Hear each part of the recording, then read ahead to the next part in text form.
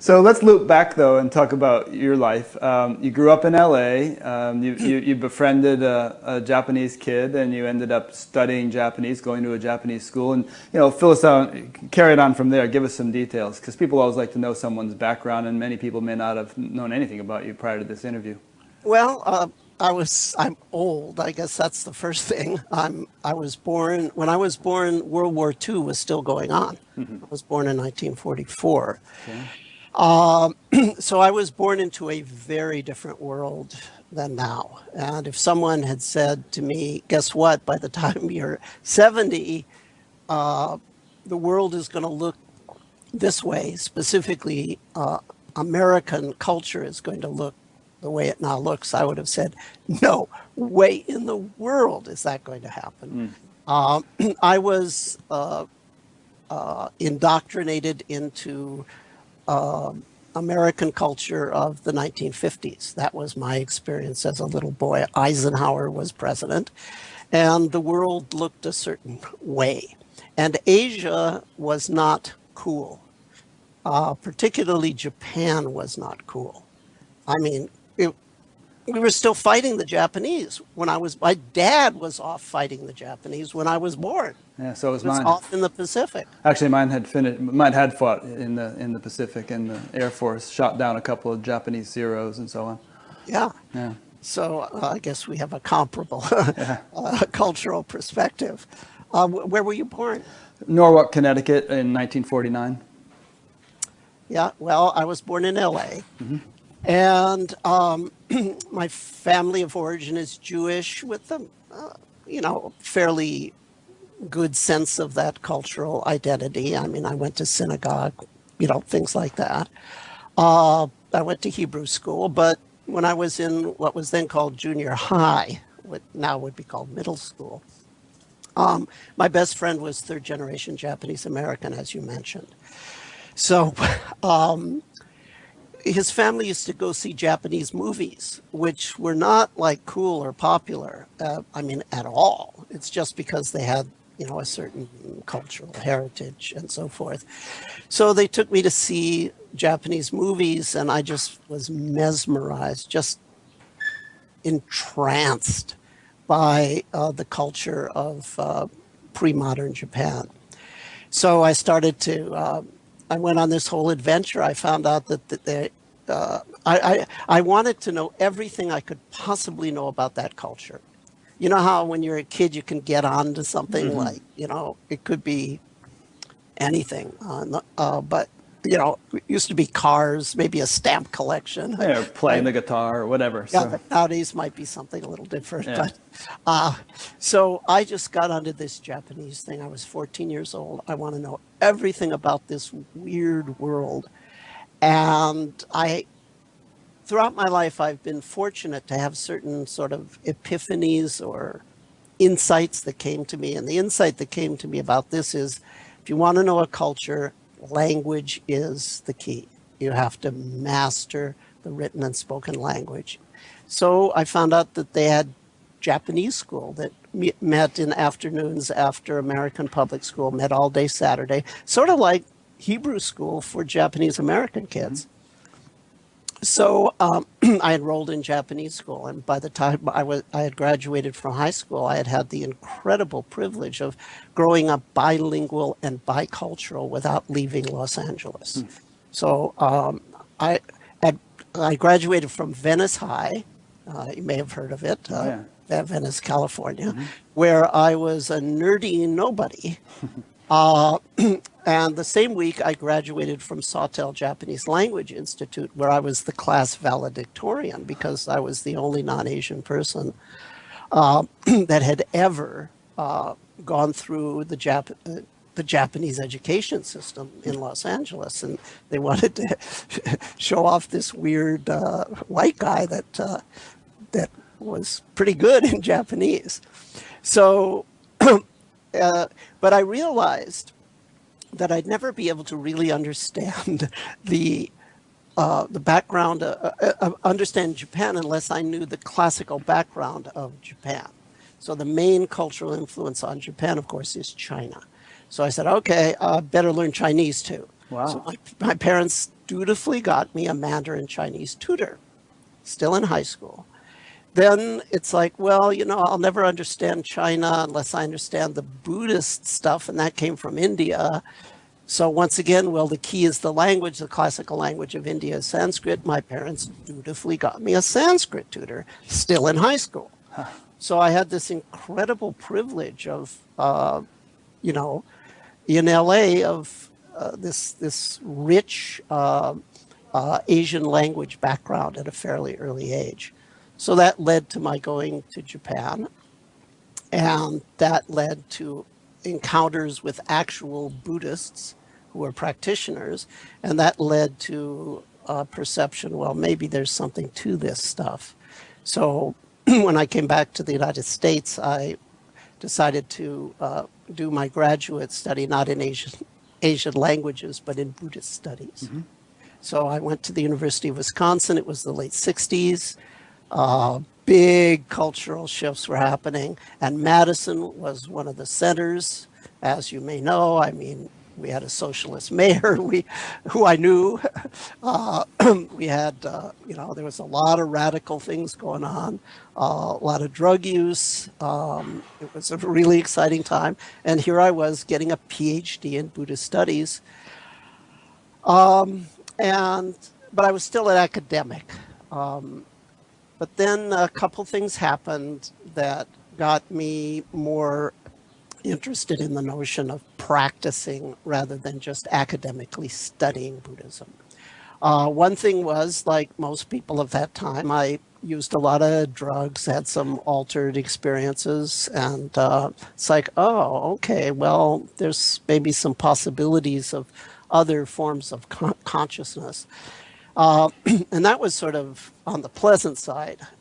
We were talking about how in Buddhism we talk about the first noble truth of suffering. So on the unpleasant side, my life idol, my mentor, my graduate advisor at the University of Wisconsin, Richard Robinson, it's like he was the guy. When I grow up, I want to be this guy. Okay, I knew a few Asian languages. He knew a dozen. I mean, it was he could pun in 3 Asian languages simultaneously, and his specialty was logic, the classical Buddhist logic, and then also, of course, modern symbolic logic. It's like this guy is an intellectual giant, Richard Robinson. But you've never heard of him because he died horribly and tragically. He was basically had a fire in his home. His whole body was burned, but he didn't die quickly. They thought they could save him. He was in agony for a month, and then he died. Mm-hmm. And it's like, okay, so what is all that knowledge and what is all that intelligence going to do when your entire mind body is a shard of fiery agony? It's like, okay, First Noble Truth got really real for me. Mm.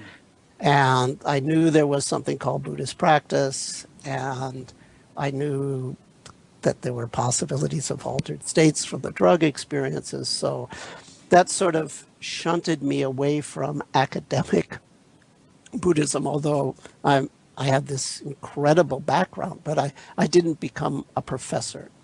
Most of my friends in that program are now the retiring professors, the first generation of professional Buddhist scholars.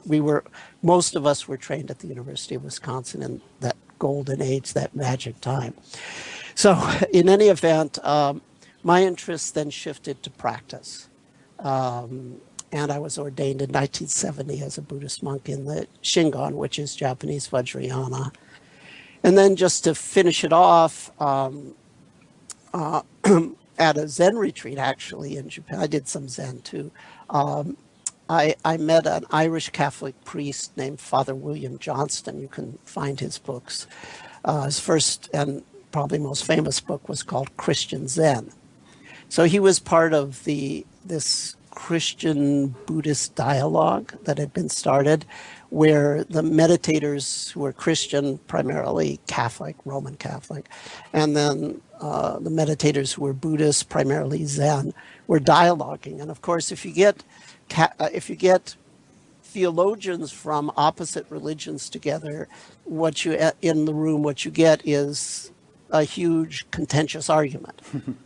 But if you get contemplative practitioners from two very different traditions together in a room, what you get is a sense of, oh yeah, I know what you're into, kind of thing.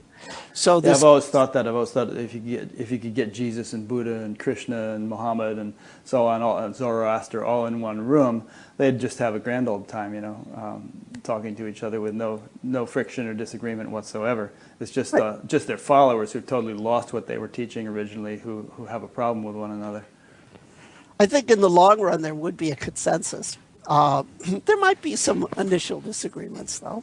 Well, but those would be enriching rather than conflicting. Yeah, it's like, oh, you see it that way. I don't understand that. What, how can you say that? That's right. Yeah. Well, that's a contemplative dialogue. So that was going on, and Johnston was part of that, and that really opened my eyes, because I remember I was at this Zen retreat, and as usual, I'm the only foreigner there, and it's Zen, and as I'm sure you're aware, Japanese Zen can be a little bit on the rigorous side, shall we say, if not brutal. So I'm sitting there, and I see this other foreigner walk in, and I'm going, wow, there's another foreigner here. But he's not just a foreigner. He's like a Roman Catholic priest. He's got a Roman collar on. He's got red hair, reddish hair. It's like a real gaijin, a real foreigner. Okay, and I thought to myself, wow, this is weird. A Catholic priest at a Zen retreat, because I didn't know about all of this. I didn't have a broad view of meditation at the time. My view of practice at the time was limited to what I knew of Buddhism. So it's like, wow, it's a Catholic priest. Now, mind you, I came from a Jewish family, right? I'd never in my life talked to a Catholic priest, not even once. So it's like a Catholic priest. Boy, this guy doesn't know what he's getting into. And that was the self-talk. Like, this poor guy doesn't know what he's getting into, coming to a Zen retreat, right? And he sits down, and it's like perfect lotus.